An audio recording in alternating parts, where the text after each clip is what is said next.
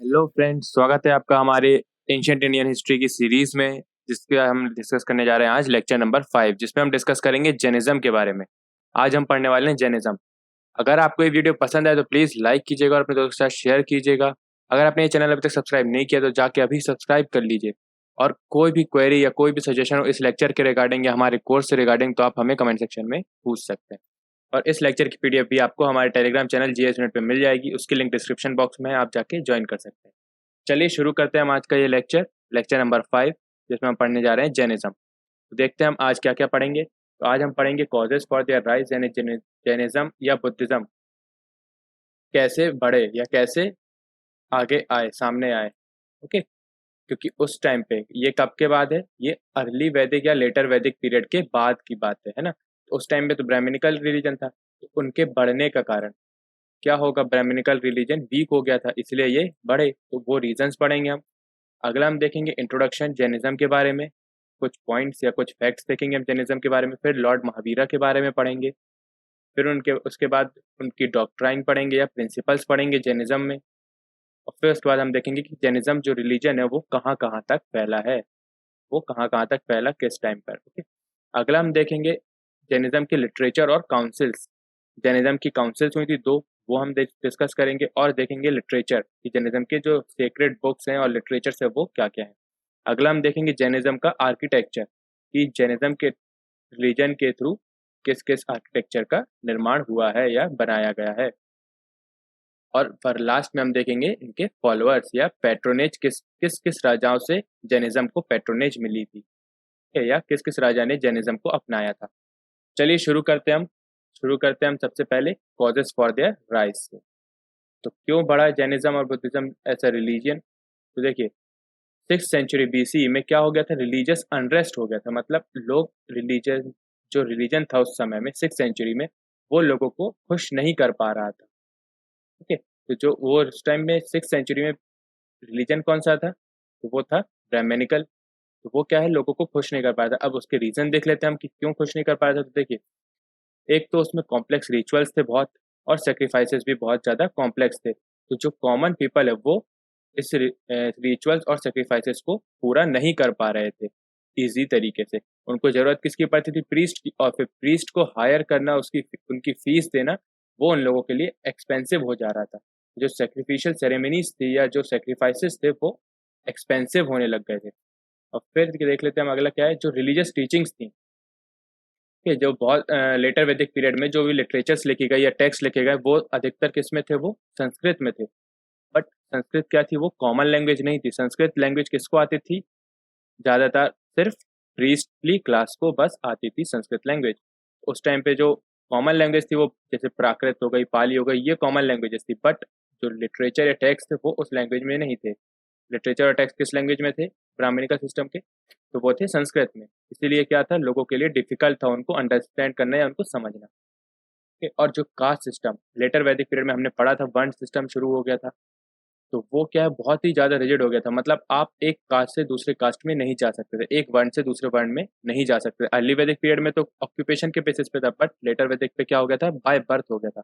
जिसके कारण क्या है, आप जिस कास्ट में जन्मे हैं आप उसी कास्ट में रह सकते थे, आप अदर कास्ट में नहीं जा सकते थे। तो ये क्या है, एक रिजिड कास्ट सिस्टम बन गया था, जिससे क्या है, लोग नाखुश थे। और फिर और एक और बात क्या थी जो लोगों को परेशान करती थी, वो क्या था, हायर जो क्लास थी, यानी शुरू की जो दो क्लास थी, क्षत्रिय और ब्राह्मण्स, वो क्या है, उनके पास बहुत सारे प्रिविलेजेस थे। प्रिविलेजेस इन द सेंस कैसे, जैसे राजा को क्या था, टैक्स कलेक्ट करता था राजा लोअर कास्ट वालों से। और जो ब्राह्मण्स थे वो क्या था, उनसे कोई भी टैक्स नहीं ले सकता था, उनको कोई हार्म नहीं कर सकता था। ये सब उन लोग के क्या प्रिविलेजेस थे। तो ये सिर्फ ऊपर के दो जो वर्ण है वो बस एंजॉय करते थे, और जो बाकी के जो नीचे के दो हैं वो इनसे दूर थे। ये सब प्रिविलेजेस थे वो बहुत दूर थे, इसलिए इनके बीच में अनरेस्ट आ गया था। और एक और जो पॉइंट है वो क्या है, तो अब धीरे धीरे क्या हो गया था, ट्रेड बढ़ने लग गया था। अब आप सभी को पता है जो वैश्य वर्ण था वो क्या था, ट्रेड में इन्वॉल्व था। तो अगर ट्रेड बढ़ रहा था तो इसका मतलब क्या है, उन लोग की जो कंडीशन है, जो लाइफ है, वो क्या हो रही थी, इम्प्रूव हो रही थी। ठीक है, तो वो इम्प्रूव हो रही थी। अब उनकी जो लाइफ है इम्प्रूव हो रही थी, बट जो वर्ण सिस्टम है उसके हिसाब से वो तीसरे नंबर पे थे। तो वो इतना रिजिड था कास्ट सिस्टम कि वो अब चाहे कितना ही कमा ले, चाहे कितना ही अमीर बन जाए, बट वो सेकेंड या फर्स्ट पे नहीं जा सकते थे, उनको हमेशा प्रिविलेजेस नहीं मिल पाते थे। तो इसी चक्कर में क्या हुआ, ये लोग दूसरे रिलीजन्स को फॉलो करने के लिए देखने लग गए। इसी से राइज हुआ किसका, जैनिज्म और बुद्धिज्म एज अ रिलीजन का। अगला हम देखते हैं, अगला है हमारे पास जैनिज्म का इंट्रोडक्शन। तो जैनिज्म का इंट्रोडक्शन देख लेते हैं हम। तो जैनिज्म के जो फाउंडर हैं वो कौन थे, तो वो थे ऋषभनाथ देव थे। ओके, ऋषभनाथ या ऋषभ देव बोलते हैं कुछ लोग। तो ये थे क्या, जैनिज्म के फाउंडर, और ये फर्स्ट तीर्थंकर भी माने जाते हैं। ओके, तो जैनिज्म में आपको पता ही है कितने तीर्थंकर है, 24 तीर्थंकर हैं टोटल, जिनमें से सबसे पहले कौन थे, ऋषभ देव। ओके, तो ये देखिए आप 24 तीर्थंकर हैं, जिसमें से शुरू के जो 22 तीर्थंकर है उनके जो एविडेंसेस है वो कहीं से भी नहीं मिले हैं। ओके, तो जो 22 तीर्थंकर थे उनके एविडेंसेस कहीं से नहीं मिले। तो एविडेंसेस हमारे पास किसके हैं, सिर्फ 23rd और 24th तीर्थंकर के। जो 23rd थे वो थे पार्श्वनाथ, और 24th आप सभी को पता है कौन थे, महावीर जी। ठीक है, तो जो पार्श्वनाथ जी थे वो किसके बेटे थे, वो किंग अश्वसेन के बेटे थे, जो कि कहाँ के राजा थे, बनारस के। तो इनकी जो टीचिंग है, जो शुरू के जो 23 तीर्थंकर्स की जो टीचिंग है वो ये है, नॉन इंजरी, यानी किसी को भी इंजरी नहीं करना या किसी को भी हिंसा ना पहुंचाना। ठीक है, अहिंसा। दूसरा क्या है, नॉन लाइंग, यानी झूठ नहीं बोलना। तीसरा है नॉन स्टीलिंग, यानी चोरी नहीं करना। और चौथा है नॉन पोजेशन, यानी किसी भी प्रॉपर्टी या किसी भी लैंड पर अपना हक नहीं जताना।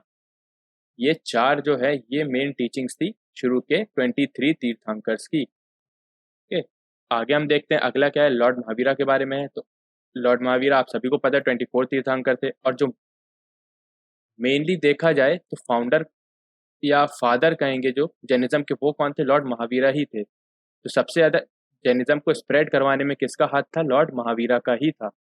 इनका जन्म कहाँ हुआ था, तो इनका जन्म हुआ था कुंडलग्राम में, वैशाली के पास है, जो कब हुआ था, 540 BCE। ये आपको याद रखना जरूरी है, महावीरा जी का जन्म कब हुआ था, क्योंकि यूपीएससी या एमपीपीएससी में बहुत बार कंटेम्प्रेरी वाले क्वेश्चंस बहुत बार आते हैं। तो इसलिए कब इनका जन्म हुआ था, 540 BCE में। 42 साल की उम्र में इन्होंने कैवल्य को प्राप्त किया था। कैवल्य का मतलब क्या है कि उन्होंने अपनी जितनी भी मिसरीज या हैप्पीनेस उन पर जीत पा ली थी। मिसरीज यानी दुख, और हैप्पीनेस यानी सुख, दुख और सुख पे उन्होंने जीत पा ली थी। तो उसको क्या बोलते हैं जैनिज्म में, कैवल्य बोलते हैं। ओके, उसको कैवल्य बोलते हैं। कैवल्य का मतलब क्या है, दुख और सुख पर जीत प्राप्त कर लेना। तो वो उन्होंने कब अटेन किया था, वो जब 42 साल के थे तब उन्होंने कैवल्य को अटेन किया था। ठीक है, अगला देखते हैं हम। इसी के बाद से उन्हें क्या बोला जाने लग गया, महावीरा बोला जाने लग गया। मतलब कि क्या, ग्रेट हीरो, महावीर यानी ग्रेट, और वीर मतलब हीरो। और क्या बोला जाने लग गया, जीना। ठीक है, तो यहाँ से वर्ड आया जीना। जीना का मतलब क्या है, महावीर या ग्रेट हीरो। इन्हीं के जो फॉलोअर्स थे, महावीर के जो फॉलोअर हुए, तो उनको हम क्या बोलने लग गए, जैनास। ओके, उनको बोलने लग गए हम जैनास। तो यहाँ से वर्ड आया जैन रिलीजन का। ठीक है, तो अगला हम देखते हैं क्या है। अब उनकी डेथ हुई थी कब, जब वो 72 ईयर्स के थे, और कब हुई थी, 468 BCE में। ये भी आपके लिए बहुत इंपॉर्टेंट है, कब हुई थी, 468 BCE में। कहाँ पर हुई थी, और पावापुरी नियर राजगीर में हुई थी। महावीर जी की डेथ कहाँ हुई थी, पावापुरी नियर राजगीर में। कब हुई थी, 468 BCE में। तो ये आपको याद रखना है। ओके, अगला हम देखते हैं, अगला है हमारे पास प्रिंसिपल्स देख लेते हैं अब हम जैनिज्म के, कि वो किस किस प्रिंसिपल्स को फॉलो करते हैं। सबसे पहले उनके लिए मेन गोल है जो ह्यूमन लाइफ का, वो क्या है, प्यूरिफिकेशन ऑफ सोल और अटेनमेंट ऑफ निर्वाण। अटेनमेंट ऑफ निर्वाण या कैवल्य, है ना, कैवल्य की प्राप्ति या निर्वाण की प्राप्ति, या फिर है ना सोल का प्यूरिफिकेशन यानी आत्मा की शुद्धि। ठीक है, तो इस ये जो दो गोल हैं, इसको पाने के लिए उन लोगों ने दो रास्ते बनाए, एक त्रिरत्न और एक पंच महाव्रत। ये दो तरीकों से इन्हें प्राप्त किया जा सकता है, त्रिरत्न और पंच महाव्रत। त्रिरत्न में क्या क्या आता है, right faith, right knowledge, right conduct, यानी कि आपका जो बिलीफ है, आप जिस पे बिलीव करते हो वो सही होना चाहिए। ठीक है, जो आप बिलीव करते हो वो सही होना चाहिए। आपके पास जो ज्ञान है वो हमेशा सही होना चाहिए, गलत ज्ञान नहीं होना चाहिए आपको। अगला क्या है, राइट कंडक्ट, यानी जो आपके एक्शंस हैं या जो आपके कर्म हैं वो भी सही होने चाहिए। तो ये होते हैं त्रिरत्न। अब अगला देख लेते हैं हम क्या, पंच महाव्रत। अगला है पंच महाव्रत।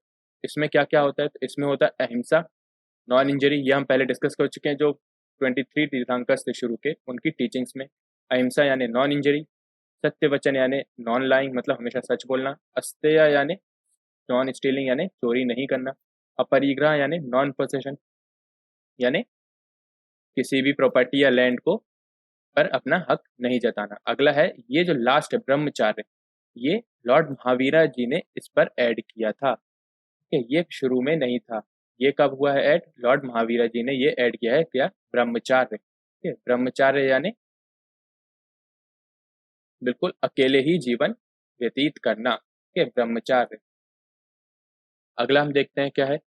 अगला है देखिए, जैसा पंच महाव्रत होता था, किसके लिए होता था पंच महाव्रत? तो अटेनमेंट ऑफ निर्वाणा और प्यूरिफिकेशन ऑफ सोल के लिए। तो वैसे ही हाउस होल्ड वाले लोगों के लिए, घर गृहस्थी वालों के लिए क्या होता है जैनिज्म में? अनुव्रत होता है। ओके, अनुव्रत होता है। अगला हम देखते हैं क्या है जैनिज्म में। देखिए दो ये कॉन्सेप्ट हैं, ये आपके यूपीएससी में स्टेटमेंट वाइज क्वेश्चंस में आ सकते हैं, तो ये आप देख लीजिएगा अच्छे से। तो ये अनेकांतवाद है एक, और एक स्यादवाद है। ये दो कॉन्सेप्ट्स हैं जैनिज्म के अंदर। अनेकांतवाद का मतलब क्या है? Emphasises that the ultimate truth and reality is complex and has multiple aspects, यानी हर चीज के मल्टीपल एस्पेक्ट्स हो सकते हैं, जरूरी नहीं है किसी चीज का एक ही एस्पेक्ट हो, एक ही मतलब हो। हर चीज के एक से ज्यादा मतलब हो सकते हैं। तो वो क्या है? अनेकांतवाद। और स्यादवाद क्या होता है? All judgments are conditional, holding good only in certain condition, circumstances और सेंसेस। इसका मतलब क्या है? कोई भी अगर जजमेंट है या कोई भी व्यू है, ओके, कोई भी व्यू है तो वो हर कंडीशन में अलग होगा, कि एक ही चीज आप हर कंडीशन में नहीं लगा सकते। ये क्या होता है? स्यादवाद। हर कंडीशन के लिए अलग अलग जजमेंट या अलग अलग व्यू होना चाहिए। ठीक है, तो ये जो दो कॉन्सेप्ट है ये आपको हमेशा याद रखना है। अनेकांतवाद और स्यादवाद किससे रिलेटेड है? जैनिज्म से रिलेटेड है। इनका मतलब क्या है? तो अनेकांतवाद है थ्योरी ऑफ प्लुरैलिटी, यानी मल्टीपल एस्पेक्ट्स होते हैं हर चीज का। और स्यादवाद क्या है? कि हर चीज के लिए हर कंडीशन पे डिपेंड करता है कि क्या जजमेंट होगी या क्या व्यू होना चाहिए। ठीक, हर कंडीशन के लिए अलग अलग जजमेंट और हर कंडीशन के लिए अलग अलग व्यूज होते हैं। अगला क्या है? तो Mahavira rejected the authority of Vedas.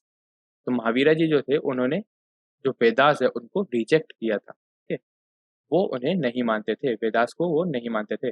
और जो जैनिज्म है उसमें एग्रीकल्चर को भी सिंफुल माना जाता है। क्यों? क्योंकि नॉन इंजरी। और एग्रीकल्चर में क्या होता है?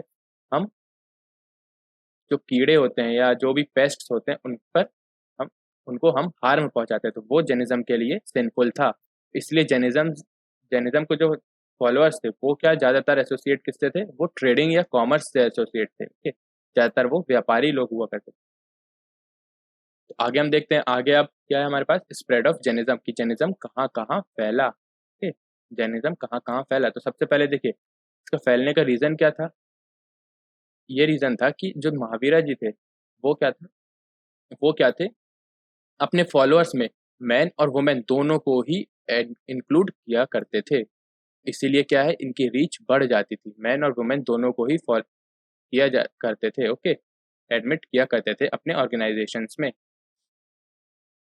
तो देखिए आप सभी को पता है लेटर वैदिक पीरियड में वुमेन्स की कंडीशन क्या होने लग गई थी? वीक होने लग गई थी। तो जब अगर कोई अदर रिलीजन इनको इम्पोर्टेंस देगा तो ये क्या होगा? ये ब्राह्मणिकल सिस्टम को छोड़कर उस रिलीजन की तरफ जाने लगेगी जहाँ इनको ज़्यादा इंपॉर्टेंस मिलेगी। इससे क्या हुआ? जैनिज्म का स्प्रेड शुरू हुआ। ठीक है, क्योंकि ये वुमेन्स को भी इंपॉर्टेंस देता था। अगला देख लेते तो जो जैनिज्म की जो टीचिंग्स है वो ज़्यादातर किस में थी? प्राकृत लैंग्वेज में। और प्राकृत लैंग्वेज हमने अभी पढ़ा था कि वो कॉमन पीपल्स लोगों की लैंग्वेज थी, कि कॉमन पीपल की लैंग्वेज थी। क्या थी? प्राकृत लैंग्वेज। जो ब्राह्मणिकल सिस्टम है उसमें ज़्यादातर क्या थे? टेक्स्ट संस्कृत में थे जो कॉमन पीपल नहीं समझ पाते थे। बट जो इनकी जो टीचिंग्स है, महावीरा जी की जो टीचिंग्स है वो प्राकृत लैंग्वेज में थी, तो वो क्या है, सब के सब आसानी से समझ सकते थे। और ये कहाँ फैला ज़्यादातर जैनिज्म? ज़्यादातर साउथ और वेस्ट इंडिया में फैला शुरुआत में। ठीक है, क्योंकि वहाँ पर क्या था? ब्राह्मणिकल रिलीजन वीक था। फिर अगला हम देखते हैं, देखिए spread of Jainism in Karnataka is attributed to Chandragupta Maurya. जो जैनिज्म का स्प्रेड है कर्नाटका में वो किसके कारण हुआ था? मेनली वो हुआ था चंद्रगुप्त मौर्य के कारण।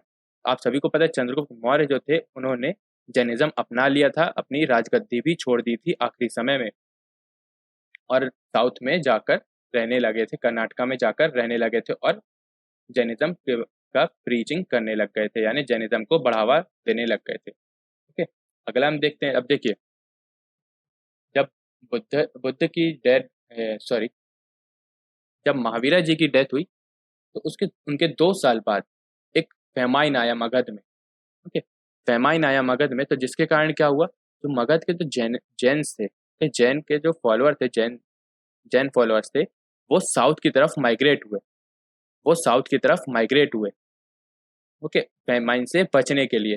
तो जो साउथ में जो माइग्रेट हुए, वो किसकी लीडरशिप में माइग्रेट हुए थे, वो हुए थे भद्रबाहु, गुरु हैं जैनिज्म के, जैन जैन रिलीजन के, उनके लीडरशिप में साउथ में माइग्रेट हुए। ओके, और जो नॉर्थ में रह गए, वो किसकी लीडरशिप में थे, वो थे स्थल बाहु की लीडरशिप में। ओके, स्थल बाहु के लीडरशिप में ये लोग जो थे वो नॉर्थ में रह गए थे, मगध में ये लोग रह गए थे, और जो साउथ में हुए थे वो भद्रबाहु जी की लीडरशिप में गए थे। ठीक, तो कुछ समय बाद जब फेमाइन खत्म हो गया, तो अब ये क्या हुए, साउथ वाले वापस लौटे नॉर्थ में। तब क्या हुआ, इनके बीच में डिफरेंसेस क्रिएट हो गए थे। क्यों? क्योंकि रीजन्स ही अलग हो गए। तो अगर कुछ समय तक ये लोग साउथ में रहे, तो क्या हुआ, इनकी आदतें बदल गई। ओके, तो क्या हुआ, इनके बीच में डिफरेंसेस आ गए थे, जिनको सॉल्व करने के लिए एक काउंसिल बुलाई गई थी। कि एक काउंसिल बुलाई गई थी, ये फर्स्ट काउंसिल थी जैनिज्म की, जो कहाँ पे हुई थी, पाटलिपुत्र में हुई थी। उनके लीडरशिप कौन ने की थी इसकी, तो इसकी लीडरशिप की थी स्थल बाहु ने की थी, ठीक है, जो मगध की लीडरशिप में थे। इन्होंने इसकी लीडरशिप की थी या चेयरमैनशिप की थी इस काउंसिल की। उसमें क्या हुआ था, जो साउथ से जो लौटे थे, किसकी लीडरशिप में थे, वो भद्रबाहु की।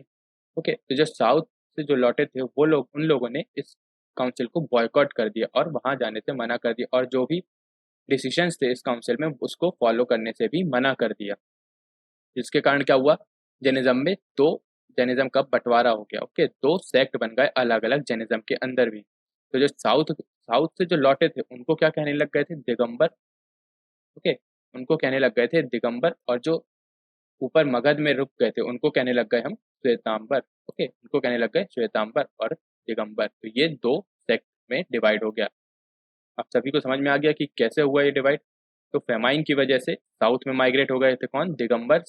जब लौटे तो डिफरेंसेस बहुत ज़्यादा बढ़ गए थे, तो जिसके कारण क्या हुआ, दो सेक्ट बनाने पड़ गए, दिगंबर और श्वेतांबर। ओके, अगला हम देखते हैं जैनिज्म कहाँ और कहाँ फैला था। तो कलिंग में फैला था, उड़ीसा में जैनिज्म।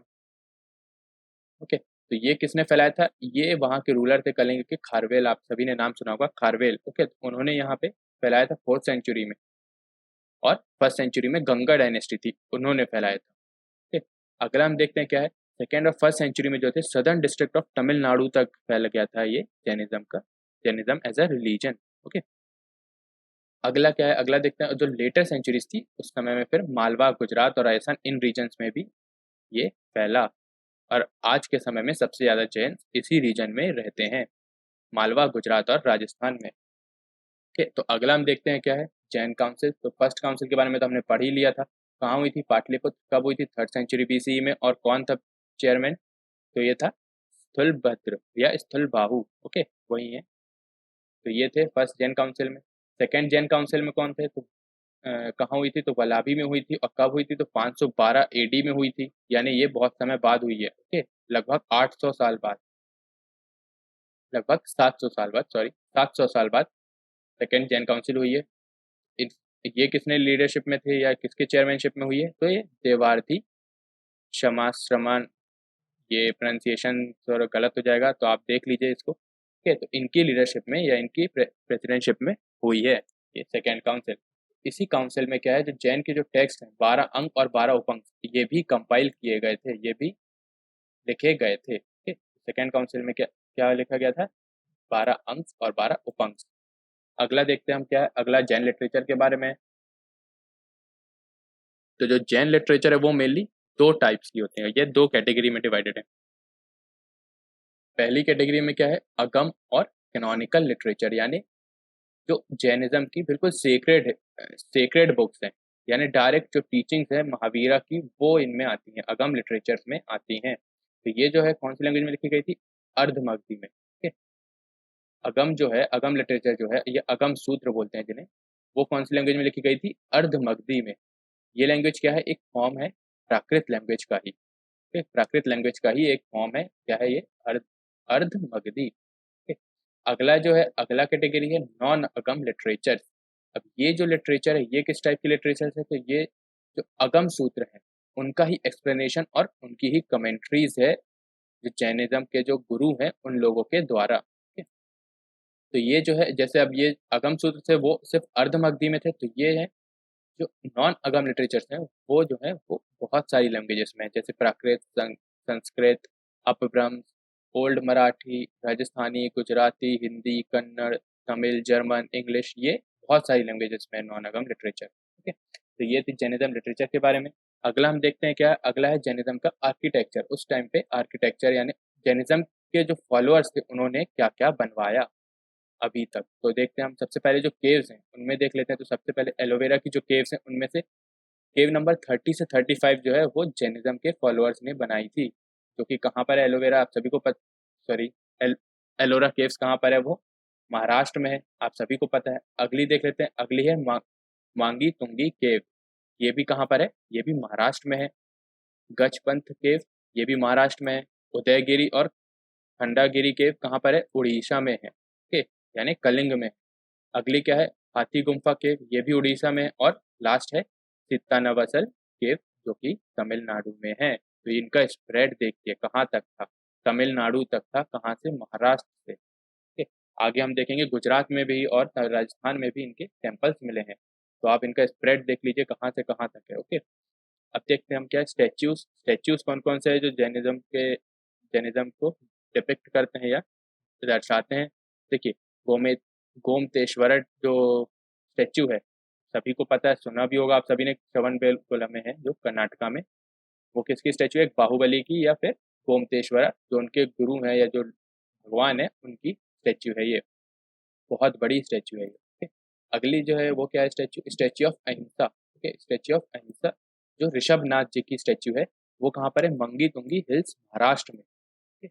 अगला है, देख लेते हैं हम, अगला जो है टेम्पल्स या जिन्हें हम जैनालय कहते हैं, वो कौन कौन से हैं, इनके इंपॉर्टेंट टेम्पल्स। तो दिलवारा टेम्पल्स, कहाँ पर है दिलवारा टेम्पल, माउंट आबू राजस्थान में है। गिरनार एंड पल्लीताना टेम्पल गुजरात में है। और मुक्तागिरी टेम्पल कहाँ है, महाराष्ट्र में है। तो ये 3 टेम्पल है, बहुत इंपॉर्टेंट है, इनकी लोकेशन याद रखिएगा। ठीक है? अगला हम देखते हैं क्या है, अगला है, ये हमारे लास्ट है आज का टॉपिक। तो ये हम देख लेते हैं, पेट्रोनेज टू जैनिज्म, जैनिज्म को किस किस राजा ने अपना पेट्रोनेज दिया या किस किस राजा ने जैनिज्म को फॉलो किया। देखिए, सबसे पहले तो चंद्रगुप्त मौर्य ने किया, आप सभी को पता है।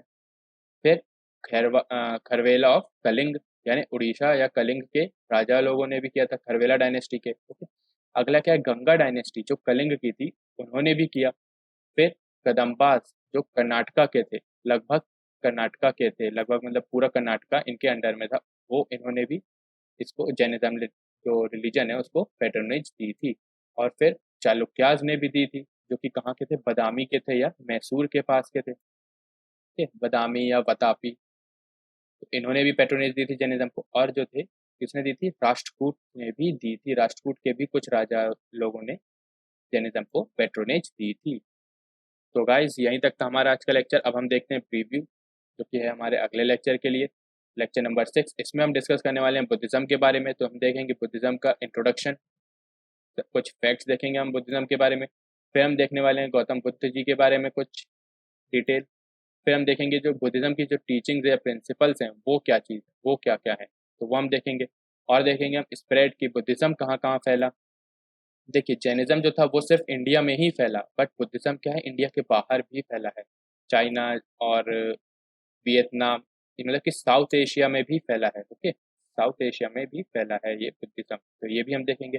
लिटरेचर देखेंगे कि बुद्धिज्म के क्या क्या लिटरेचर्स हैं, क्या क्या टेक्स्ट हैं।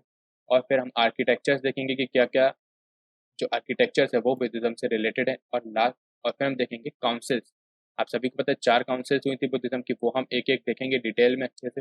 और फिर लास्ट में हम देखेंगे कि बुद्धिज्म को किन किन राजाओं ने अपनी पेट्रोनेज दी थी। ठीक है? तो ये हम डिस्कस करेंगे अगले लेक्चर में, यानी कल। तो ठीक है, आज के लेक्चर में बस इतना ही। Thank you very much. अगर आपको ये वीडियो पसंद आया हो तो प्लीज़ लाइक कीजिएगा और अपने दोस्तों के साथ शेयर भी कीजिएगा। अगर आपने ये चैनल अभी तक सब्सक्राइब नहीं किया तो जाके सब्सक्राइब कर लीजिए। और कोई भी क्वेरी हो या कोई भी सजेशन हो इस लेक्चर के या इस कोर्स के रिगार्डिंग, तो आप हमें कमेंट सेक्शन में ज़रूर बताएं। और इस वीडियो की पीडीएफ भी आपको हमारे टेलीग्राम चैनल जीएस यूनिट पे मिल जाएगी, जिसकी लिंक डिस्क्रिप्शन बॉक्स में गिवन है, आप जाके ज्वाइन कर सकते हैं। Thank you very much for watching my video. Thank you.